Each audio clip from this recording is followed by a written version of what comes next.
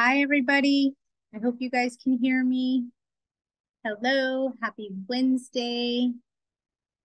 It's been an interesting couple weeks for me. Life is happening and it's my turn.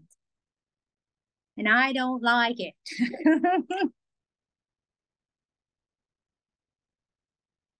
I can hear you well. Good. Awesome. Great.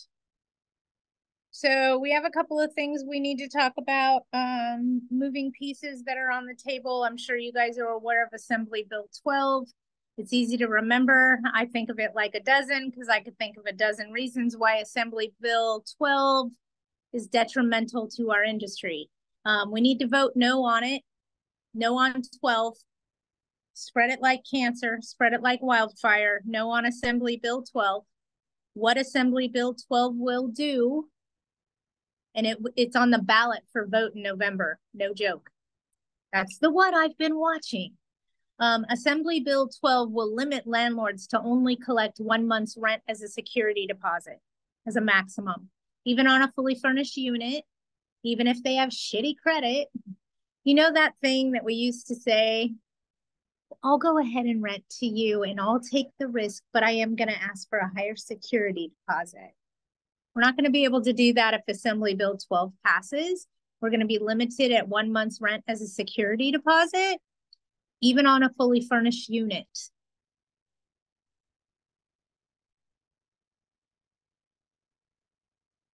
Off the record, just me talking to you guys. Check this out, okay? For every action, there's a reaction. For every cause, there's an action. Blah, blah, blah, blah, blah. There's a cause, there's an effect, right? Check this out. If somebody's standing in front of you and they have a 520 FICO score and shitty credit and they really need a place to rent, and we can only collect a maximum of 1 month's rent as a security deposit, are we going to continue to expose ourselves to that risk, or are we going to tell that prospective applicant, I'm sorry, you don't meet our criteria. Good luck in your future endeavors. If they cap out security deposits at 1 month's rent, it will make the homelessness problem worse because we as landlords will not expose ourselves to trying to help somebody that we may end up getting the short end of the stick. It's a huge risk. And quite frankly, we've already had our patients tested over the past 3 years in this COVID garbage. Our courts were closed. They changed our notice to a 15-day notice. If you think for one hot second that we're going to expose ourselves to unnecessary potential litigation, evictions, etc., the government is sadly mistaken. You've already burned your bridge with us. We're not going to do anything to make it easier for you to continue to help tenants. Right? Everybody agree with me, I think? I mean, come on. If I can't collect higher than 1 month's rent as a security deposit, I'm going to be extremely cautious on who I put in that property. They will meet my criteria or I will not rent to them, simply said. No, you cannot ask for advance rent in a rental contract, only that advance 1 month. Can we ask for advance rent and give credit months 11 and 12, etc., in lieu of security deposit? There's a problem with that, and hear me out, okay? Oh, God. Way back when I worked as a property manager before I became a regional manager, and I can even tell you the demographic of when this happened and why, okay? We had a lot of prospective applicants coming and telling us, I can pay you 6 months rent in advance, 1 year in advance. I need a place to live. You're going to give me a year of rent in advance? Okay. Hear me out. I could tell you when that happened and why that happened. Okay. And I can tell you why it's a horrible business practice. So stay tuned. This is going to be a long, involved conversation. Let's say that you want to rent to somebody or they want to rent from you and they're going to offer you 6 months advanced rent. And the rent is, let's just pick a number, folks. Let's pick $2,500 a month. Okay. And they're like, we're going to give you 6 months of rent. We all know how much money that is right off the top of our head because I gave it to us in easy to use parameters. So we're looking at $5,000 every 2 months, right? So if they're taking 6 months, we're looking at $15,000, correct? Roughly $15,000 in advance rents. They're going to pay us right now, and that'll cover them for the next 6 months. Okay. The reason why this was such a huge business practice in 2007 and 2008 was because of the real estate market. A lot of landlords were in funky mortgages. And what it did was it only paid the interest on the mortgage and nothing went to principal. Actually, it only paid half of the interest on the mortgage. Nothing went to principal. And the other half of the interest that was owed got added to the loan balance. So every month, instead of your payment going down, it went up. They owed more money. This is when they got creative with lending and did the option arms, just so you guys know what I'm talking about. And they're doing that again. They're just not calling them option arms. Okay. A lot of landlords lost their homes to foreclosure, but before they did everything they could to try to stop it. They spent their 401ks trying to make their mortgage payments. They did all kinds of things. When the market crashed, it was bad time, 2007, 2008.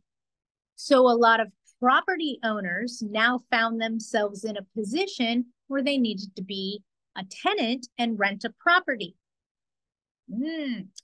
With that being said, it is those owners that came forward and said, I'll give you 6 months in advance. I'll give you a year in advance. I need a place to live. I lost my house to foreclosure. They were in panic mode. They were struggling. They were having a rough time.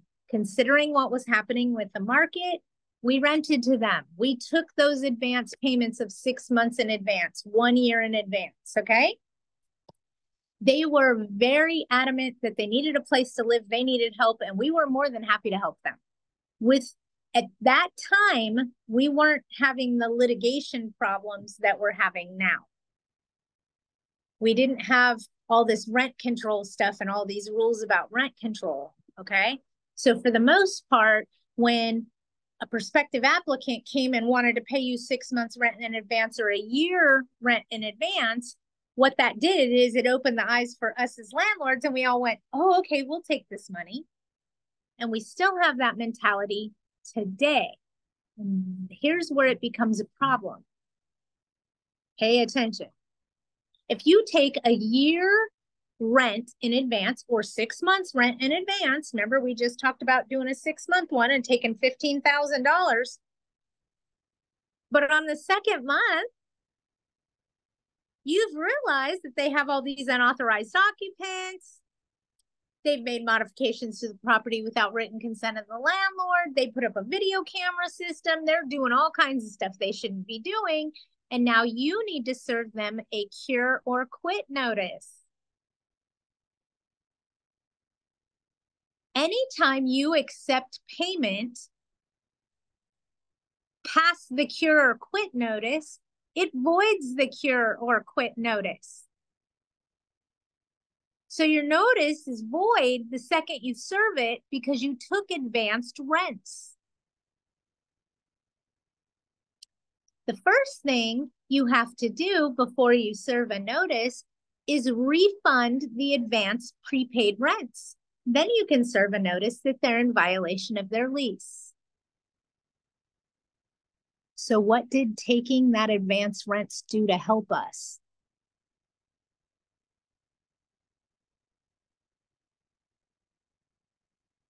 Because it didn't help us at all. If I have to give you back 11 months of rent so I can serve you a 3-day cure or quit notice, guess what?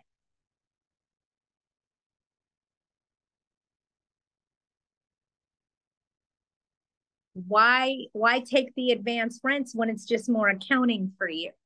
Now I look at advanced rents as, oh, you're a problem, aren't you? If they want to pay you in advance, so you can't touch them, you can't serve them a notice. Make sense?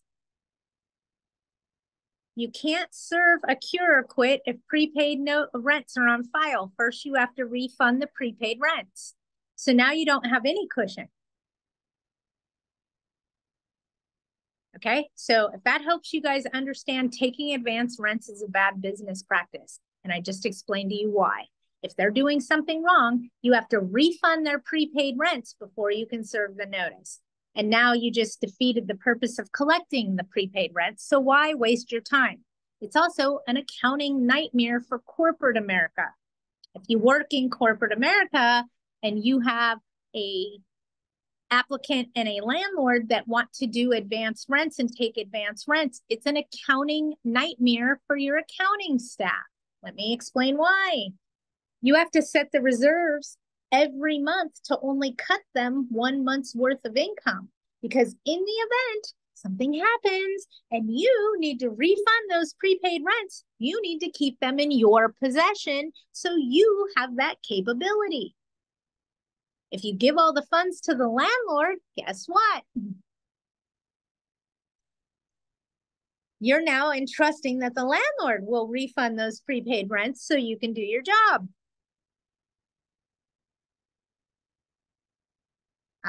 Okay. So in corporate America, when you take advance rents, it's an accounting nightmare for your accountant. Your accountant then every month is having to reset the reserve account so that it cuts them a check. Otherwise, it won't cut them a check. Either that or they're having to manually cut the checks and not use the computer program. Regardless, taking advance rents in corporate America creates a nightmare for your accounting staff. Please don't do that to our accountants. We love them. We need to keep them, okay? We don't need to piss them off. So with that being said, just keep that in mind. Advance rents is a bad business practice, and I just gave you several reasons as to why, okay? So I've seen a lot of things coming about where people are trying to move in with advanced rents. So that's my opinion on advanced rents. You guys be cautious with when accepting them. Okay? If you want to give a rent credit, what I tell people is if you pay your rent on time every month from January to November and you're not late, then in December, I'm going to give you a $500 credit on your rent. Why do I always give a rent credit in December? Because I was a single mom the majority of my life. I know what it's like to have Christmas and need that extra money and have that extra money. So I always give a credit at Christmas time because that's what I would have wanted as a tenant. And that frame of my life is help me out at Christmas so I can have a holiday for my kids. That's all. If you want to do me a solid and I'm a good tenant to you, then take care of me at Christmas time, because that's when we feel it the most. Okay? I hope that makes sense.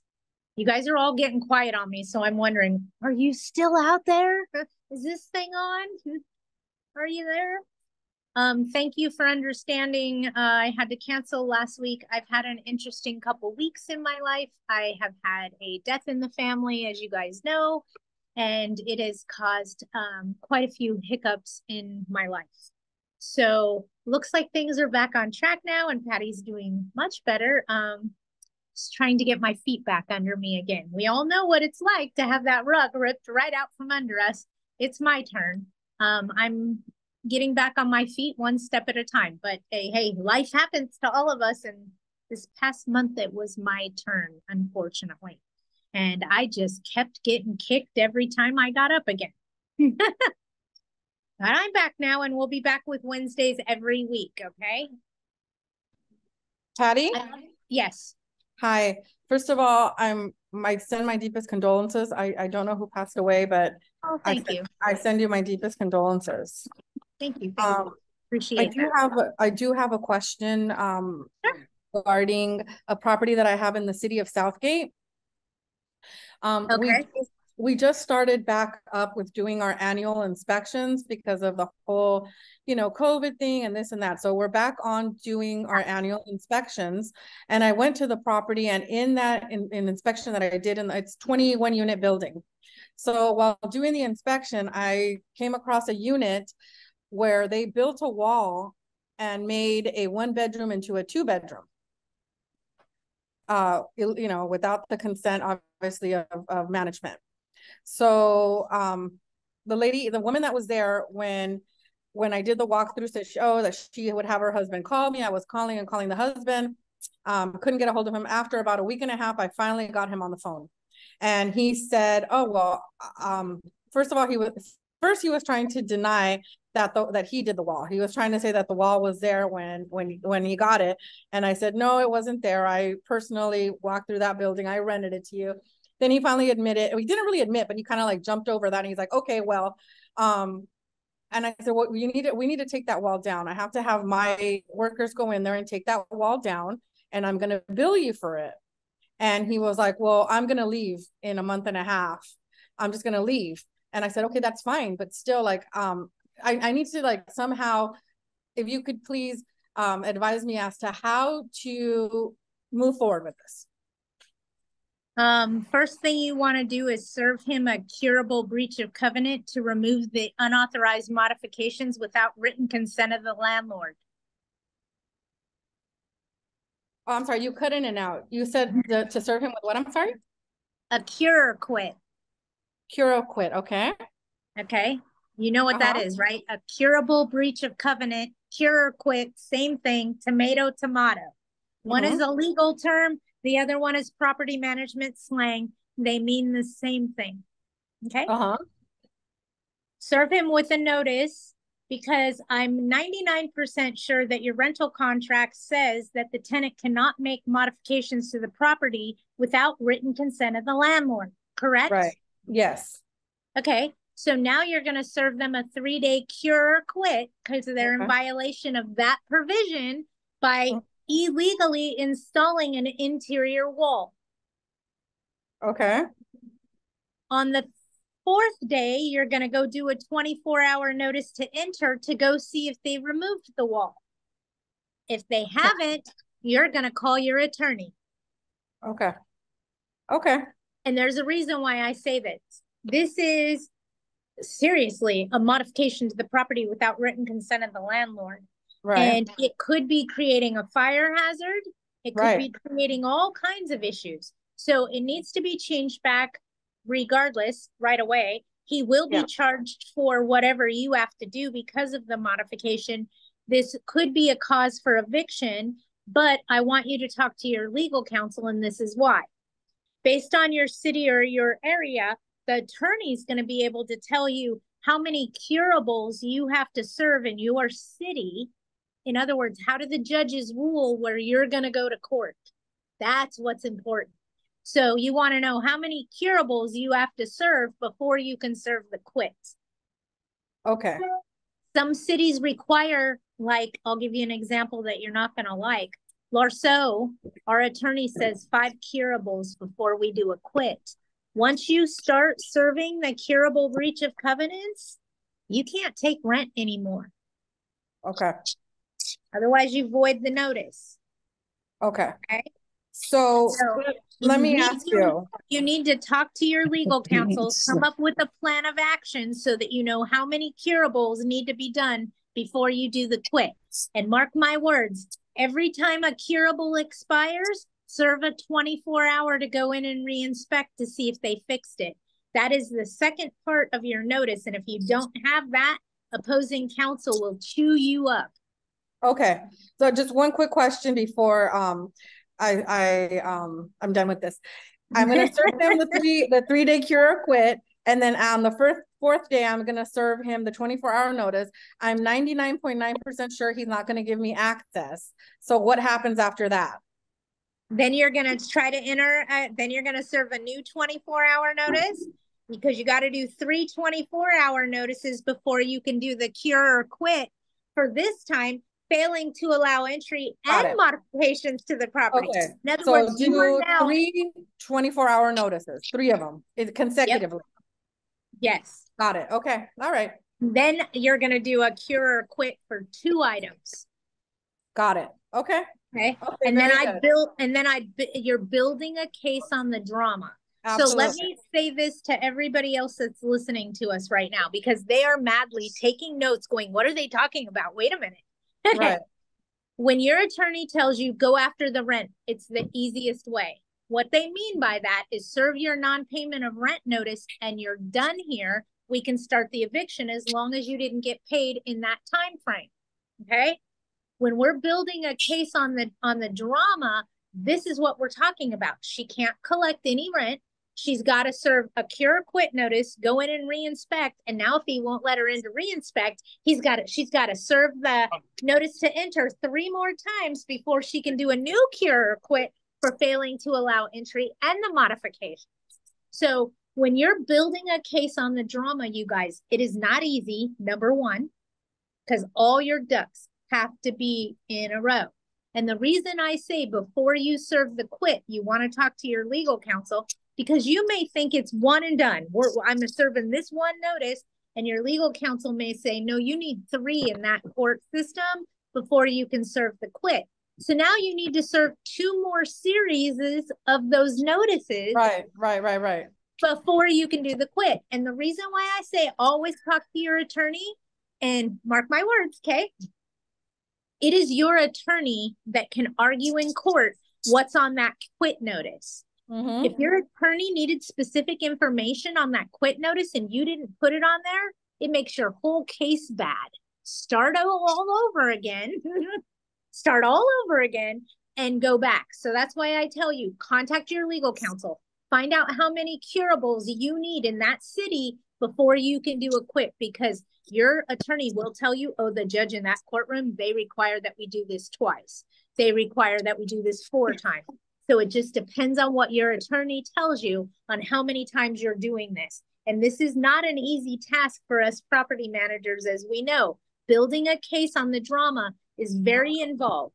It is a game of chess. You have to make each move with precision and accuracy. We're not playing checkers, just trying to get to the other side of the board. We are playing chess and we're moving with precision. So with that being said, it is most difficult building a case on the drama. And I wish you the best. If there's anything else you need from me, by all means, let me know. But you want to be talking to your attorney on how many curables you need before a quit's done. And on my own personal, I always have my legal counsel do my quit notice. I've never, ever, ever, ever done 1 3-day quit notice. Get out. You can't live here anymore. I have never prepared that notice. So that must speak volumes to you guys. Because when you get into court, the only thing that can be argued is what's on that quit notice. So you need to attach all your curables as exhibits when you serve the quit. So again, it's a big legal mumbo jumbo thing to do a case on the drama. You want to have your legal team involved. So you're taking their direction. Okay. Okay. On the first cure or quit that I sent, I'm looking up right now on AGLA to get a copy of it. Is there anything specifically that I should write? There's 3 things that are required on a cure or quit notice, and I'm speaking to everybody now, so take note. These 3 things are always required on a cure or quit notice. You have to tell them what they did wrong. We have background noise. I can't figure out who or where, but we got bad. I keep seeing a Gian Jimenez pop up. I don't care who it is. We fixed it, and I'm fine with that. Okay. So reel me back in. Where were we going? What we should put on the cure or quit. 3 things. A cure or quit notice requires 3 things beyond the notice. Number 1, the breach of the lease. What does the lease say? And you have to have that paragraph of the lease copied word for word. Okay. So you got to tell them, 1, what is the rule? Number 2, what you did wrong with dates, times, and witnesses. And number 3, how do you fix it? Those 3 things are required for a cure or quit notice to be valid. For the cure or quit, the 3-day cure or quit, the initial one. Every cure or quit you have to be a complete cure or quit notice must have the paragraph of the lease that they're in violation of, what they did wrong with dates, times, and witnesses, and what they need to do to fix it. Those 3 things have to be on every cure or quit notice or they're not valid. Okay. but when on number 3 specifically, what can be done to fix it? We You would, must remove the wall within 3 days. but if I say you must remove the wall within 3 days, that's saying they have to remove it, right? But what if Correct. somebody gets hurt while removing it? That's why I had initially said I need to send in my crew to remove it and then bill you for it, because what if somebody's removing the wall and part of a wall comes and hits them or something, and then I'm going to get sued because they got, injured while removing something that I What if required them to do. what if somebody walks up to the front door and trips on a sprinkler and breaks their leg? But I'm giving them a notice specifically telling them to do it. You got to undo what you did. Okay. You All right. have to give them the opportunity to Got it. correct it. I Okay. would talk to your attorney if you're just gonna not give them the opportunity to correct and just you correct it and bill them. I would talk to your attorney before you go that route. I Okay. get what you're saying to me, Uh-huh. but I'm talking about evicting them. Right. What you're talking about is having them comply with the notice. We have two different goals here. My goal is to get them to eviction because you and I both know they're not going to fix that in 3 days. Yeah. Right. Okay. So you have to determine what your goal is. Is it to keep them in place and have them get rid of this wall and keep them there? Or is this, no, I don't want a tenant that's going to be building walls without me knowing about it. I Right. don't want this tenant anymore. So you need to figure that out first. What is the end goal here? And then you can plan your attack based on what your goal is. I guess my end goal would be either or. If they leave that, I'm fine with that. But what I really want is for the wall to be down. And see, for me, I don't want somebody like that in my property. If you put up a wall next, what are you going to do next month? Put up a swimming pool? You're right about that. I didn't think about that. Yeah, no, I'm you're just right. saying, if you did it once, I'm not going to give you the opportunity to poke me in the eye twice. You already did it once. Right. That does make a lot of sense. So look at the big picture here and Yeah. figure out what your goal is, and then that'll Okay. help you determine how to get there quicker. Okay. Because for Very me, good. I don't want that wall fixed. I want Yeah. you out of my house. Got it. Okay. All Thank right. you, Hey, Patty. no problem. I'm glad we're all talking about this, you guys. In Inglewood, the two tenants have shared gas and electric meters in the longstanding agreement with the previous manager, apparently an oral agreement. Is that one unit pays the gas and the other unit pays the electricity? The tenant is $4,000 behind on the electricity and they're threatening to come off the power. So the gas paying tenant is panicking. Not quite sure what to do here. The owner will not want to pay for the utilities with using a RUB system. What can we do? You can wait. No, contact your legal counsel. Because if the electricity gets shut off, it creates a habitability for the person that's paying the gas bill. Okay. And it creates a habitability, and the landlord would have to then turn the electricity back on. You want to use the RUB system, it would be most ideal in this scenario. Let's face it, with the price of electric and the price of gas, the person paying the gas bill is probably paying $40 a month, and the person paying the electric bill is probably paying $500 a month. It's not a fair trade. It's not ethical. Okay? It's not fair. Look at it in one perspective only. What if you were the gas paying tenant? What if the gas paying tenant was you?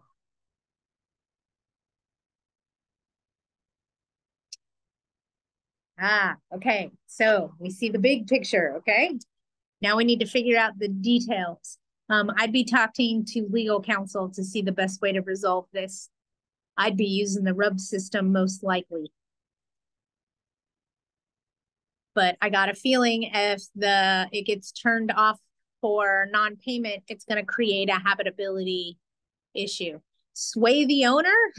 The owner's going to get swayed when the electricity gets turned off, and then the landlord has to put it on in their name and pay that past due balance. That's when they're going to get swayed. Okay. It's not a fair trade. Okay. And then let me see. I saw something. Yeah, it ain't fair. I wouldn't want it. Are these forms also available on AOA? I don't have a membership with AGLA anymore, only AOA. Most likely, AOA should have all those documents. Miss Hilda, how are you? Can you add language to a notice that would be that if they remove by a licensed and insured contractor within 3 days? Yes, Hilda, and thank you for bringing this to my attention because it is a great way for her to put it in there. You're asking them to remove the illegal modifications that they did without written consent of the landlord. You can also put language in the notice saying that they must hire a licensed state B contractor and give them the name and phone number of the contractor that you would like them to use. The chances of them doing this is 0. Okay. But yes, Hilda is absolutely correct. You can put specific language in how they cure it. Remember, we told them they had to remove the wall within 3 days? You must hire a licensed state B contractor to remove the wall. Yeah, this is why I keep Hilda around, you guys. She's great. Don't tell everybody. Shh. Thank you, Hilda. I love you.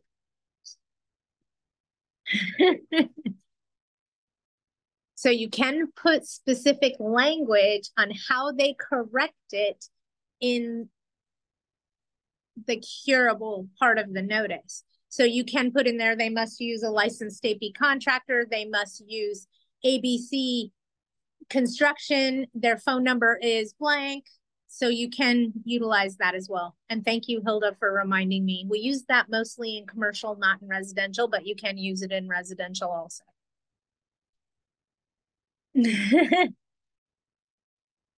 I know it isn't fair, so we'll review it again. I get it. Okay. And if I put it in perspective of what if you were the gas paying tenant, it should have came full circle, right?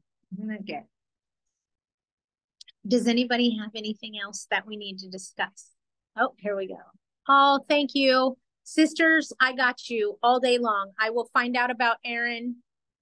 I will do that as soon as I'm done today. I will contact and find out exactly where we are. I didn't forget about you, but I did put you on the back burner. And for that, I apologize. I know you guys still love me and I still love you. I will find out and I'll give you a call probably tomorrow and let you know exactly where we are with getting her served. Okay. Does anybody else have anything else that we need to discuss, need to talk about? Would be nice to know. Anything anybody needs precedent? Me again. If nobody else, I'd like, I have another question. Hey, don't be embarrassed about that because in all fairness and reality, what's happening, the entire room is learning based on what you're asking. And they may not have this problem right now, but this will help them in the future, or they may go, oh, that's how you deal with that. So don't feel bad about asking me questions and picking my brains because you are helping everybody. Yeah, I'm learning all the time when everybody else. I just didn't want to like take up all the time. You know, I'm trying to be well. That's why I always ask. Does anybody else have a question? Yeah, I was waiting. Right. I was waiting. So I do have another property in, but this one's in the city of Los Angeles. Okay, the person hasn't paid rent in forever. I would say probably a year. I know that we're not allowed to evict yet. Yes, you are. Oh, in Los Angeles? Hell yes. I thought we had to wait until February. No. Oh, okay. I'm confused then. Deep breath. Deep breath. You have to wait till February for the rent that was owed during the pandemic. From April 1st to date, you can evict now. Okay. All right. So how she called, I called her finally after months and months. She wasn't answering my call. I don't know why she finally answered my call. And she started complaining that the property has roaches and some other things. So I was going to send over the inspector, like you told me, to go and fumigate and also make a report as to how the condition is because the property looks filthy. So I learned that from you. I was going to do that. And then from that. Two things. It's a cleanliness report and a cause of infestation. cleanliness report and cause. So I was going to do that first prior to the serving her the notice. You need to do that prior to serving her Okay. the notice, and let Okay. me explain why. In the event you go to the property and there actually is a cockroach problem, Uh-huh. the tenant owe rent if they have cockroaches. Can you say that again? Does the tenant owe rent if they have a cockroach problem? I believe that they do, but I could be wrong, obviously. No, they do It's not a owe rent. Habitability. exactly. Okay. Bingo. It's vermin in the eyes of the court. So if your tenant is telling you there's a problem and you're about to attack for non-payment of rent, you need to correct the problems first and then attack. Okay. And Okay? then also she was saying, there was problems with the property, and I just went through with the city. They sent me a report. They were going to do an inspection, and we passed with no problem. So I'm going to keep copies of that as well. Right on the nose, baby. Right on the nose. Okay, so I'll take care of this, and then I'll contact for Fast Evict to start the eviction. Excellent. Thank Well, you. you're going to serve a 3-day pay rent or quit, and mark my words. I usually Start have it. Fast Evict serve Okay, it, because that way they can but they're going to ask you where to start. Start with April. Don't go yes. backwards any Don't go further. back. Okay, very good. Thank you. Don't go back or you invite COVID. There's no case law with COVID. We don't like COVID. Just stay away Right. from COVID. Right. Okay. Thank Okay. you. Thank But you so much. no worries. Fix the problem first and then go after the non-payment. And 100%. now you know exactly what her MO is. Oh, I yeah. almost guarantee you there's going to be no bug problem. We'll see. I'm sure that there will be, because she's pretty dirty. But you didn't live in a house for all this time not paying the rent because you had roommates that were cockroaches. No, you didn't. No, I'd be bitching. Right. Exactly. Yeah. Okay. So clean it up and then attack. Okay. All right. I saw some more stuff For come sure. through. Thank you. Anytime. What inspector does this? This would be city inspector with LARSO that's doing mandatory annual inspections through the program. That inspector. If a non-paying inherited tenant who hasn't paid dance, I'm assuming that means rent, not dance, hasn't paid, I actually know what that word means. It means since. She's talking to her phone. I got you figured out, Teresa. You're in trouble. Tenant who isn't paid rent since 2017 is smoking drugs, etc. Is she considered a squatter with no rights? No, she's a tenant. I can just evict without cause? No, she's a tenant. What city is it in? Hold on. I can evict without cause. Okay, she smokes, has feral cats, blocks common areas, walkways, disconnected smoke detectors. She won't let me inside. City of LA, built in 2003, not under rent control, uses our water without paying us. Yeah, you can evict. Contact your legal counsel to come up with a cause for the eviction. Are you getting her for non-payment of rent? Because you can do that right now. Don't wait, okay? I'm having trouble renting a 3-bed.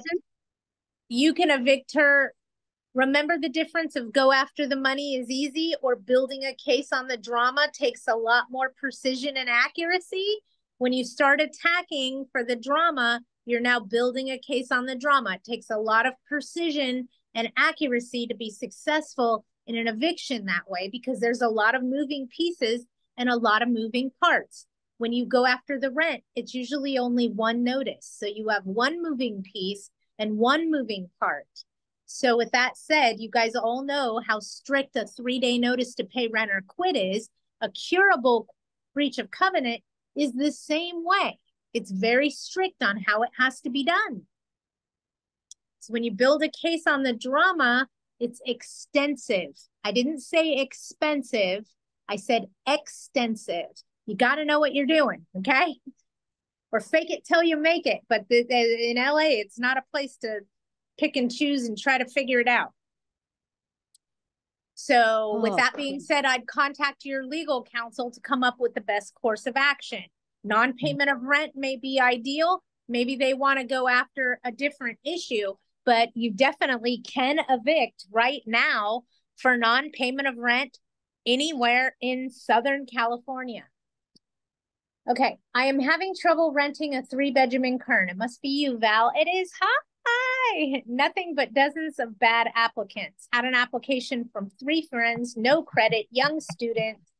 I've already had 2 ugly experiences with roommates. I'm trying to be patient, but I can't stand a vacant unit. I was leaning towards a guarantor, but probably will just keep waiting for a decent applicant. Val, contact VASH, VASH. It's the Veterans Assistance. No, it's not. It's the Veterans Affairs Supplemental Housing, VASH. Okay. It is specifically designed for veterans that need help. They will pay usually their entire rent and their entire deposit. They actually have a worker that comes and checks on the property quarterly to make sure that the tenant is doing what they're required and you, the landlord, are doing what you're required. After 2 years of being on the VASH program, which is Veterans Assistance, nope, Veterans, is it Veterans Affairs Supplemental Housing or Veterans Assistance Supplemental Housing? And it turns into Section 8 after 2 years. It may be extremely ideal for you, Val, because you may be, number one, providing housing to a veteran. It's a great way to thank them, you guys. Number 2, it's paid for by the federal government, just like Section 8. And they have a worker that monitors them for the first 2 years, checking on them quarterly. Okay? So it might be out everywhere. Hang on. It might be most ideal for you to advertise and try to approach with the VASH program. Section 8, the VASH is a form of Section 8. It's not completely Section 8 housing right out of the gate. And I've had nothing but good experience with the VASH program. So I would definitely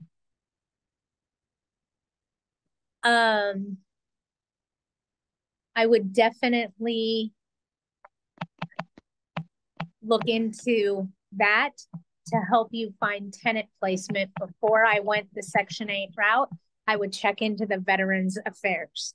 Thank you, Winter. Okay, it's just me thinking out loud, Val. When you guys ask me these questions, just so you know, what I do is think to myself, what would I do if it were me? Oh, I've had that problem before. I know what I did, Val. I listed it on VASH's website for rent, and they found a veteran to live in my house, and it worked out perfect. I actually ended up in I don't want to call it a relationship because every time you say that, people think you're like sleeping next to the person. But I built a business friendship with the VASH social worker, and it actually opened up to allow our company. You'll have to Google it. It's Veterans Assistance Supplemental Housing or Veterans Affairs Supplemental. Google. Blonde, very small brain, okay? Google. But I utilized the VASH program. And then when I made friends with the worker, with the management company, she would come to me and go, hey, we have 2 more veterans that are looking for something. Do you have any availability? So what it did is it opened a window for me I didn't know was there. And then she was feeding me qualified applicants. So it worked great as a relationship, as a business relationship. So you never know what's going to come out of something going on. You could end up with a worker at a veterans program that is now feeding you more veterans that need a place to live. Could be a great role. There you go. Thank you, Arlene. It's Veterans Affairs Supportive Housing. Yeah, Google. They will help you. And my team will help you. Here is a current issue with a duplex. In Kern County, gotta be you, okay, Val, where 2 single elderly people live in each unit. The man on the left is feeding feral cats, and we think he is housing several as well. And the lady on the right is complaining of fleas, and she has a small dog. She asks us to tell the man to stop feeding the cats. She's also requesting pest control.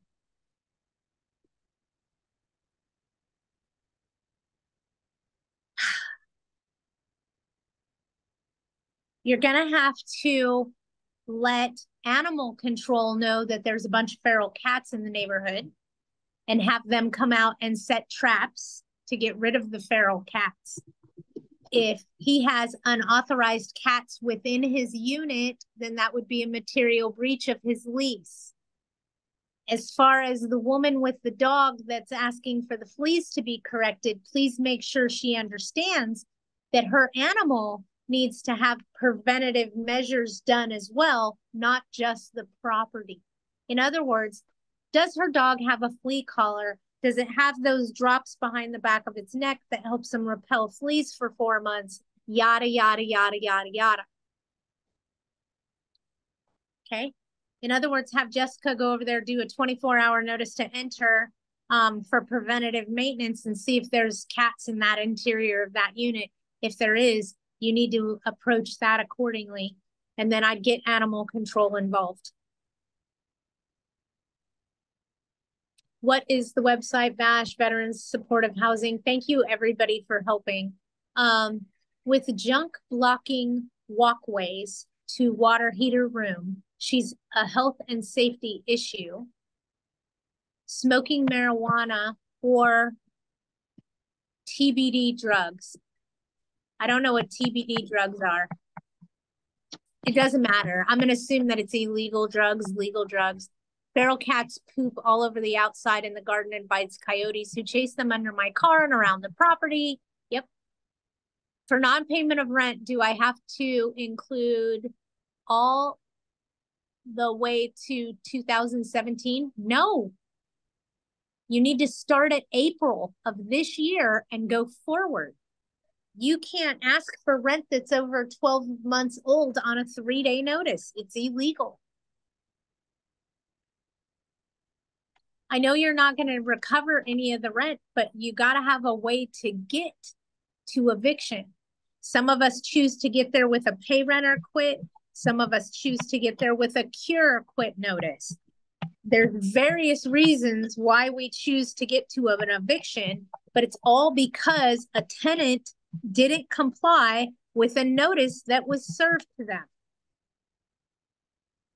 That's a lie. What I said is a lie because that's not true. It could be non-renewal, but then you would have gave them a non-renewal notice. So that is true. It's not a lie. Okay.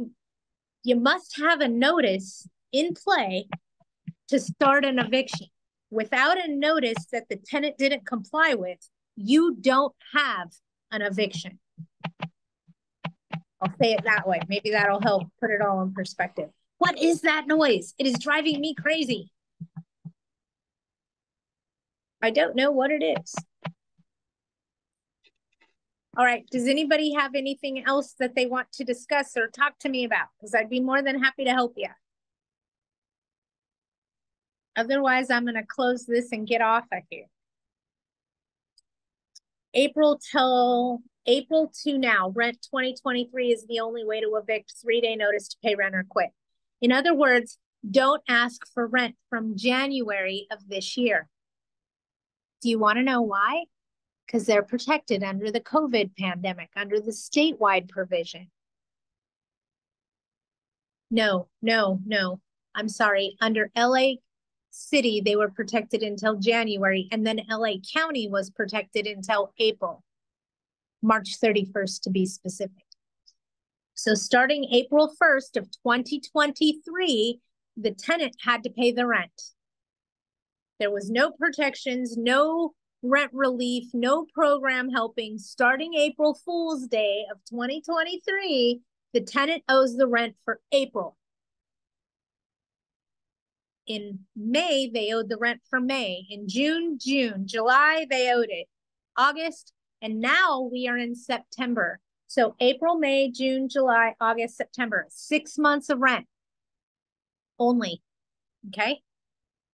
If you put January, February, or March on there, then you got to serve the notice with the 15-day notice and let them self-certify. If they self-certify, then they don't owe that rent until February of next year. Okay. Let it go. Leave it alone. We just need to get into eviction based on non-payment of rent. Start with April. Avoid the bureaucracy and the BS. Okay.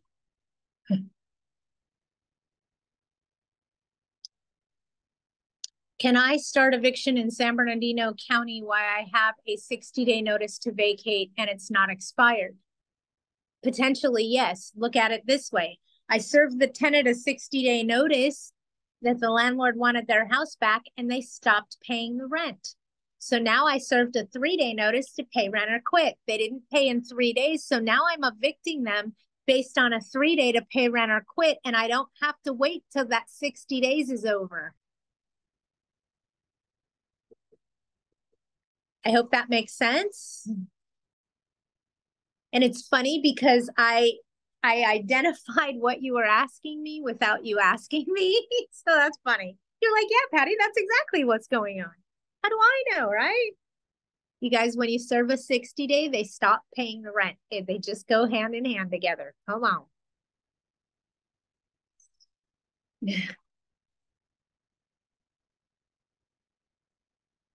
No problem, Jessica. That's why I'm here, is to help you guys. Okay, oh man.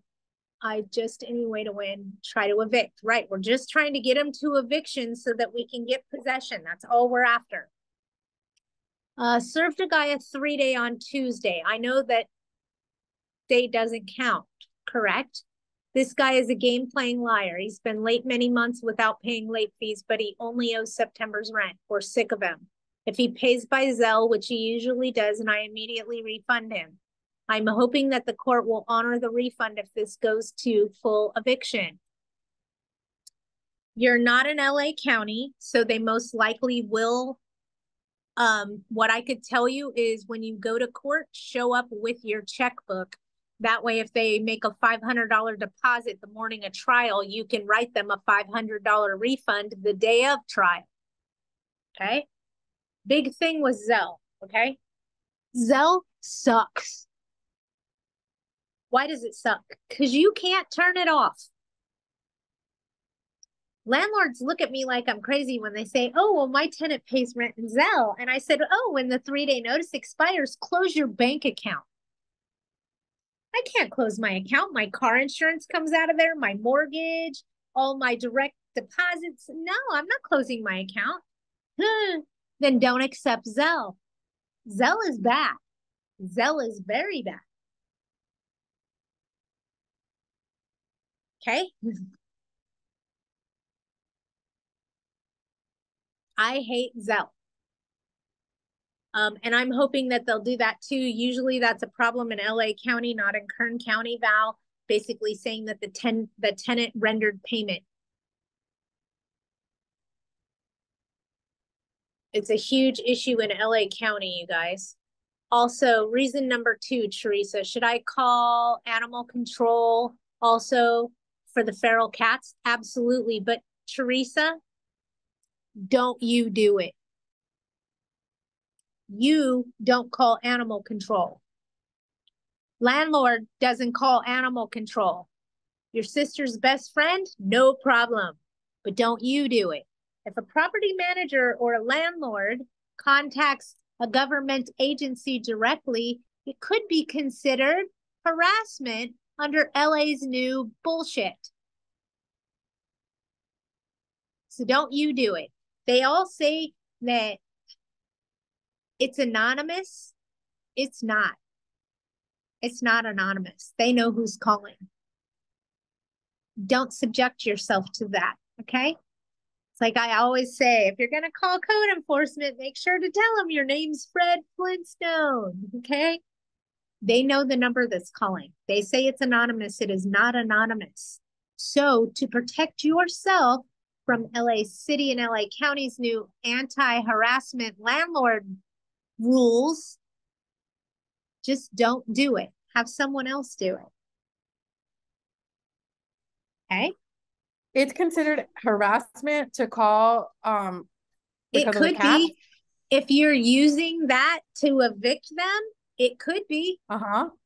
So Oh, don't wow. Okay. subject yourself to Because it. I called somebody like a month and a half ago regarding feral cats, and they went and spoke to the tenant. They had a conversation with the tenant on how to deal with feral cats, because they even said that they couldn't put traps. Like we had to take care of that, but they would go and have a conversation with the tenant. But I called personally. I didn't know about that. I'm not telling you that you can't call and complain to a governmental agency because I'm starting to see the texts come through. But I'm telling you, LA County is no joke. When I tell you guys it's the devil's cauldron, it is exactly that. It is a cross between the devil and a witch. Quite frankly, I don't want to play their game.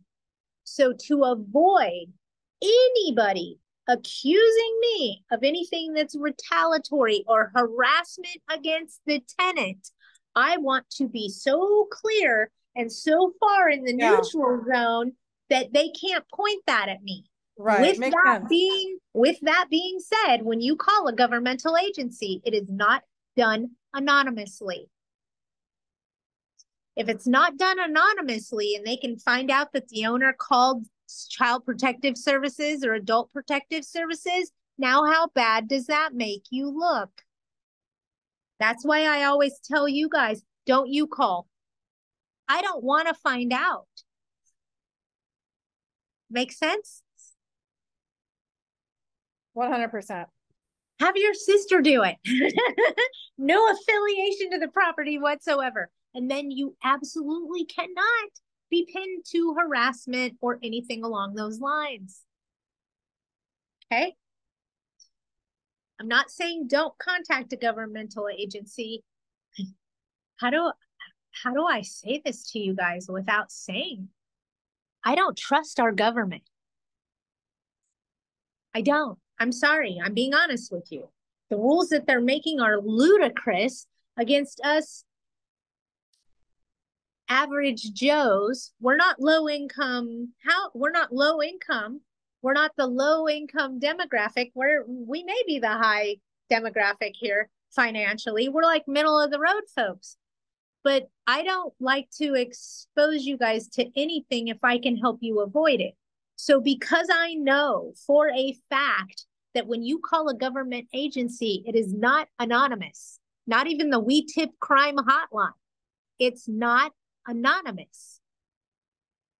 Could you be in trouble for calling a governmental agency if that constitutes your tenant to be evicted? Ooh, I don't want to find out. That's why I keep telling you guys, don't you call, have somebody else call. Because I don't know the answer to that yet, because we haven't had one of these new harassment things go all the way to case law. So I don't have the answer. So I'm just having you err on the side of caution. It's the best way I can protect you. Okay. All right. Hang on. I saw some more stuff. Zelle, you can't erase it or close it. Correct. You can't close Zelle. Zelle told me it was against their policy to accept rent, but I use it 100%. Zelle, it's just bad. The tenant will make a deposit. I see it in LA all the time. And the reason that I use LA as an example is this is the one court that I'm aware of that says tenant rendered payment, case dismissed. So you're in an eviction trial for non-payment of rent. And the morning of trial, the tenant deposits $500 into your account and says, I paid it. And you want to say, or they deposited all the rent that's on the 3-day notice, which might only be 1 month. And they say, oh, rent's been paid. It was tendered by the landlord. And then they show their little receipt to the judge. And the judge says, case dismissed, payment received. I don't know about you guys, but I don't like that little coming at me from left field and throwing a monkey wrench in my shit show. Don't like it. So with that being said, if you're in LA, take your checkbook with you to court so you can tell the judge, I'm sorry, Your Honor. The notice had already expired. Here we're at the day of trial, and there's additional monies owed at this time. I would want my attorney to then argue, but they owe holdover damages to date or something so that we could keep the case going, because it's another way for them to defeat us, and they're using our own tool against us. Don't use it. Don't use Zelle. Be done with it. And somebody told me, oh, I listened to you, Patty. I got rid of Zelle and instead I got Venmo. Cozy.co. COZY.co is an online software program to allow rent collection from your tenant. Yes, you end up paying for it. It's a small amount of money. I want to say it's like $4 a month. And the tenant actually pays to deposit their rent there, and you have a portal you can shut off. So in the event you're not accepting rent, you can close the portal. Make sense? We don't want them to pay online. Online payments suck. When you're trying to terminate tenancy, online payments suck. Maureen, are you asking me to repeat cozy.co? COZY.co. It's an online software company that allows little small landlords to collect rent. It's not for corporate America. Okay? Not for corporate America. Not for corporate America. If you have more than 25 units, you don't want to use cozy.co. Okay? But for the little person like me, it works great. Okay? Cozy.co. Yes, it was acquired by apartments. Yep. And they can direct deposit. You give a portal and you could shut it off. Can tenants do a direct deposit from their bank to my bank? Most likely, yes. But it's not .com unless they changed it to .com. It was .co. But they've been in place for like pre-COVID, like 2017, 18, I want to say.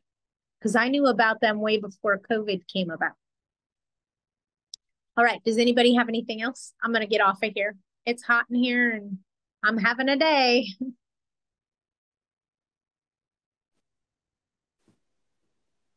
Thank you, Patty. Thank you, guys. My sisters, I love you guys. You're awesome. Better week. Girl, I'm looking for a better month. I'm telling you, it's my turn to get kicked, and part of me is black and blue. And, you know, you just got to take a deep breath and you got to realize life happens to all of us at any given time. Sometimes it sucks. Sometimes it's great. And every once in a while, karma comes around and God lets us watch. And that's what we can hope on for, okay? If we're good, karma will let you watch, okay? Thank you, everybody. I love you guys. I love my sisters, all of my clients. You guys are awesome. If you guys need anything, let me know. We're all looking for a better week, a better year. We all need a good year, right? Let's get one going. All right, you guys have a great week. You know how to find me if you need me. We'll talk soon. Bye. Thank you, Patty. Thank you, guys. Bye.